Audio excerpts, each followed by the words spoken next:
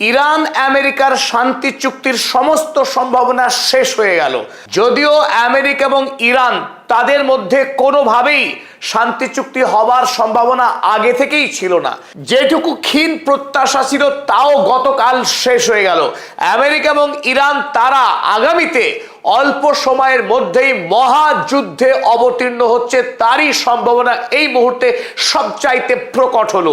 গতকাল রাতে ইরানের পক্ষে আমেরিকার দেওয়া 14 দফা দাবির উত্তর জমা দেওয়া হয় পাকিস্তানের মাধ্যমে, আর সেখানে ইরান নতুন 10 দফা দাবি পেশ করে আমেরিকাকে, আমেরিকার দেওয়া 14 দফা দাবির উত্তরে। আর ইরানের দেওয়া জবাবকে হাতে পেয়ে ডোনাল্ড ট্রাম্প পত্রপাঠ খারিজ করে দিয়েছে ইরানের দেওয়া প্রস্তাবকে। আর এখানেই গত 3 মাস ধরে যুদ্ধের মাঝেও আমেরিকা এবং ইরানের মধ্যে যে চুক্তি হওয়ার আশা জেগেছিল সেই আশা রীতিমতো শেষ। সুতরাং এখন একটাই সমাধান, ইরান এবং আমেরিকা কে কত বড় শক্তিশালী রাষ্ট্র যুদ্ধের মাধ্যমে প্রমাণ হওয়ার পর সন্ধি যদি হওয়ার থাকে হবে, নতুবা অনন্তকাল ধরে ইরান আমেরিকা ইসরায়েলে যে বিবাদ সেই বিবাদ চলতে থাকবে। যদিও এখনো পর্যন্ত আনুষ্ঠানিকভাবে আমেরিকার পক্ষে যুদ্ধবিরতির সমাপ্তি ঘোষণা করা হয়নি, কিন্তু ডোনাল্ড ট্রাম্প কি লিখেছেন চলুন আমরা দেখে নিই। আজ সকালে ডোনাল্ড ট্রাম্প ইরানের রিপোর্ট হাতে পেয়ে তিনি ট্রুথ সোশ্যাল মিডিয়াতে পোস্ট করেছেন, I have just read the response from Iran's so called representatives. ইরানের প্রতিনিধি দলের পাঠানো উত্তর আমি এই মাত্র পড়লাম। I don't like it. একেবারে অল্প কথায় ডোনাল্ড ট্রাম্প জানিয়েছেন তিনি ইরানের দেওয়া জবাব একেবারেই পছন্দ করছেন না, টোটালি আনঅ্যাকসেপ্টেবল, একেবারেই গ্রহণযোগ্য নয়।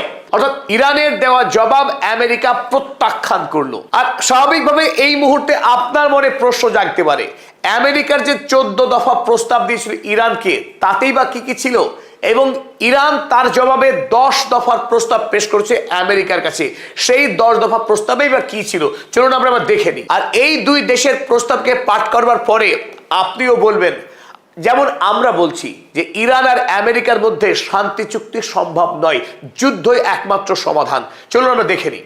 প্রথমেই আমরা দেখব আমেরিকা ইরানকে যে 14 দফা শর্ত পেশ করেছিল সেই শর্তে কি কি ছিল। এখনো পর্যন্ত সরকারিভাবে এই প্রস্তাব বেরিয়ে আসেনি। আমরা ভারতীয় সংবাদপত্র দ্য হিন্দু, ইংল্যান্ডের খবরের কাগজ দ্য গার্ডিয়ান এবং আমেরিকার খবরের কাগজ অ্যাক্সিওস, এই 3টে কাগজ থেকে আমরা 13টি শর্তকে এক জায়গায় করতে পেরেছি। 1 নম্বরে আমাদের ফর্মাল এন্ড অফ ওয়ার, যুদ্ধের পরিসমাপ্তি।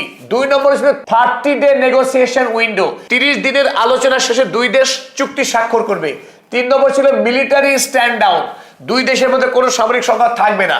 4 নম্বর থেকে সমস্যা শুরু, ইরানস ওপেনিং দ্য স্ট্রেইট, ইরানকে নিঃশর্তে হরমুজ প্রণালী খুলে দিতে হবে। ইউএস লিফটিং দ্য ব্লকেড, পরে আমেরিকা ওমান উপসাগরে চলা নৌ অবরোধকে তুলে দেবে। নিউট্রাল ফ্রি ট্রানজিট, হরমুজ প্রণালী দিয়ে কোন রকম ফিজ প্রদান না করেই সারা বিশ্বের জাহাজগুলি পার হয়ে যাবে হরমুজ প্রণালী। 7 নম্বরে ছিল 20 years suspension of uranium enrichment, 20 বছরের জন্য ইরান ইউরেনিয়াম এনরিচমেন্ট করতে পারবে না, অর্থাৎ পারমাণবিক অস্ত্র বানানোর কোনো চেষ্টা করতে পারবে না ইরান আগামী 20 বছর। ট্রান্সফার অফ এনরিচড ইউরেনিয়াম, ইরানের কাছে যে 441 কেজি এনরিচড ইউরেনিয়াম রয়েছে, যে ইউরেনিয়াম দিয়ে পারমাণবিক বোমা তৈরি করা যাবে, সেই ইউরেনিয়াম আমেরিকা কিংবা অন্য দেশের হাতে প্রত্যর্পণ করতে হবে, ইরান তা কাছে রাখতে পারবে না। Shutdown or closing of underground nuclear sites, ইরানের যে সমস্ত ভূগর্ভস্থ নিউক্লিয়ার সাইটস রয়েছে যার মধ্যে অন্যতম ইস্পাহান, ফোর্দো, নাতাজ, এইরকম সমস্ত ভূগর্ভস্থ নিউক্লিয়ার সাইটগুলোকে অনির্দিষ্টকালের জন্য বন্ধ করে দিতে হবে ইরানকে। 10 নম্বরে permission for IAEA inspection, international atomic energy এজেন্সিকে ইরানে ইন্সপেকশন করার সুযোগ দিতে হবে ইরানকে, যা আমেরিকার নেতৃত্বে কাজ করবে ইরানে। Unfreezing of funds in South Korea and Qatar, 11 number বলা হলো সাউথ কোরিয়া এবং কাতারে ইরানের প্রাপ্য যে টাকা আমেরিকা ফ্রিজ করে রেখেছে সেই টাকা ইরানকে দেওয়া হবে, কিন্তু আমেরিকায় যে টাকা রয়েছে, ইউরোপে যে টাকা আটকে রয়েছে সেই টাকা ইরানকে দেওয়া হবে না। 12 নম্বর বলা হলো performance based sanctions relief, Iran আগামী দিনে কেমন আচরণ করবে তা পর্যালোচনা করার মাধ্যমে ধাপে ধাপে আমেরিকার চাপানো, রাষ্ট্রসংঘের চাপানো সমস্ত স্যাংশনকে ধীরে ধীরে তুলে নেওয়া হবে। 13 নম্বরে এ framework for regional economic stability, গোটা মধ্যপ্রাচ্যের অর্থনৈতিক স্টেবিলিটি ধরে রাখার জন্য একটা ফ্রেমওয়ার্ক শুরু করতে হবে। 14 নম্বর আমরা জানতে পারিনি, যে 13টি পয়েন্ট আমরা তুলে ধরলাম সেখান থেকে একটা বিষয় স্পষ্ট, 28শে ফেব্রুয়ারি ইরান হামলা করবার আগে আমেরিকা এবং ইসরায়েলের যে অবস্থান ছিল ইরানের প্রশ্নে, সেখান থেকে আমেরিকা এতটুকু সরে আসেনি, তারা সেই পুরনো দাবিতেই আছে। অর্থাৎ ইরান কোনোভাবেই পরমাণু অস্ত্র তৈরি করতে পারবে না, তার কাছে থাকা এনরিচড ইউরেনিয়াম অন্য দেশের হাতে তুলে দিতে হবে, নিঃশর্তে খুলে দেবে হরমুজ প্রণালী, হরমুজ প্রণালী থেকে কোনো দেশের কোনো জাহাজের কাছ থেকে ফিজ নেওয়া যাবে না, তাদের উপরে সমস্ত স্যাংশনও তোলা হবে না, এমনকি যে সমস্ত টাকা ফ্রিজ করে রেখেছে আমেরিকা সেই টাকার বেশিরভাগটাই ইরানের হাতে তুলে দেওয়া হবে না। স্বাভাবিকভাবেই আমেরিকার দেওয়া এই 14 দফা শর্ত যে ইরান কোনোভাবেই মেনে নেবে না তা স্পষ্ট ছিল। চলুন ইরান এবার আমেরিকার যে দাবিগুলোকে নস্যাৎ করে তারা কি কি দাবি পেশ করলো। গতকাল ইরানের পক্ষে পাকিস্তানের কাছে, অর্থাৎ যে রাষ্ট্র ইরান এবং আমেরিকার মধ্যে শান্তি চুক্তির মধ্যস্থতা করছিল, সেই পাকিস্তানের হাতে ইরান পাঠিয়ে দিয়েছে তাদের 10 দফা দাবি সম্বলিত প্রস্তাব। সেই প্রস্তাব, যে প্রস্তাব পড়ে ডোনাল্ড ট্রাম্প প্রত্যাখ্যান করে দিয়েছে। চলুন ইরান কি কি দাবি করেছিল আমরা দেখে নিই। 1 নম্বর শর্তে ইরান জানিয়েছিল 20 ইয়ার্স এনরিচমেন্ট সাসপেনশন রিজেক্টেড। 20 বছর ধরে আমেরিকা যে দাবি করেছিল ইরান কোন রকম ইউরেনিয়াম সমৃদ্ধিকরণের কাজ করতে পারবে না, তা ইরান প্রত্যাখ্যান করেছে।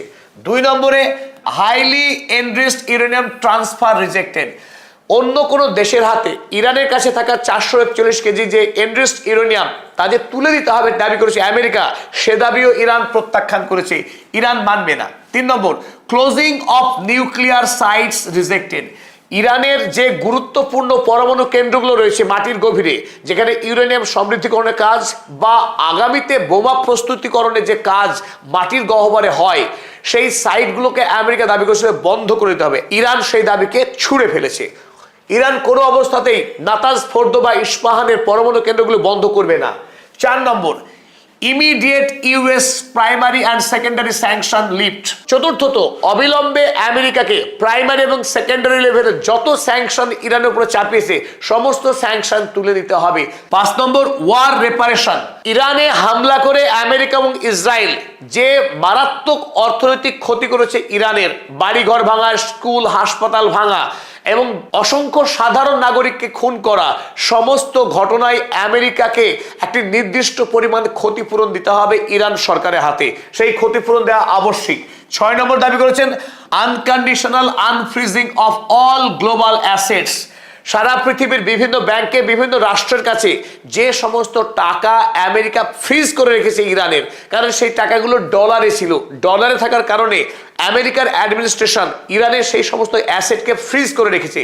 তাই সারা পৃথিবীর যত দেশে যত টাকা ইরানের পাওনা বকেয়া রয়েছে সমস্ত টাকা ইরানকে মিটিয়ে দিতে হবে।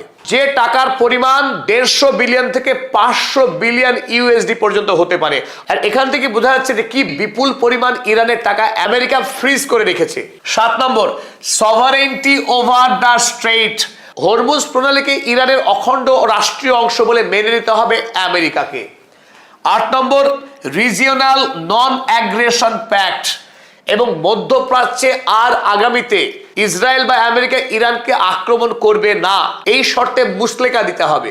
8 নম্বর রিজিওনাল নন অ্যাগ্রেশন প্যাক্ট, অর্থাৎ মধ্যপ্রাচ্যে ইসরায়েল যে রাহাজানি চালাচ্ছে লেবাননে, গাজাতে, ইয়েমেনে, এই সমস্ত দেশগুলোতে আগামীতে আক্রমণ করতে পারবে না ইসরায়েল, বা আমেরিকাও সাহায্য করতে পারবে না ইসরায়েলকে, এই শর্তে আমেরিকাকে মুচলেকা দিতে হবে। 8 number withdrawal of US naval forces. Oman উপসাগরে বর্তমানে যে আমেরিকার সৈন্যবাহিনী অবরোধ চালাচ্ছে সেই অবরোধ তুলে নিতে হবে। 10 নম্বর 30-day নেগোসিয়েশনস উইন্ডো অ্যাকসেপ্টেড। আমেরিকার দেওয়া 30 দিনের আলোচনার যে কথা বলা হয়েছে সেটা ইরান মেনে নিয়েছে।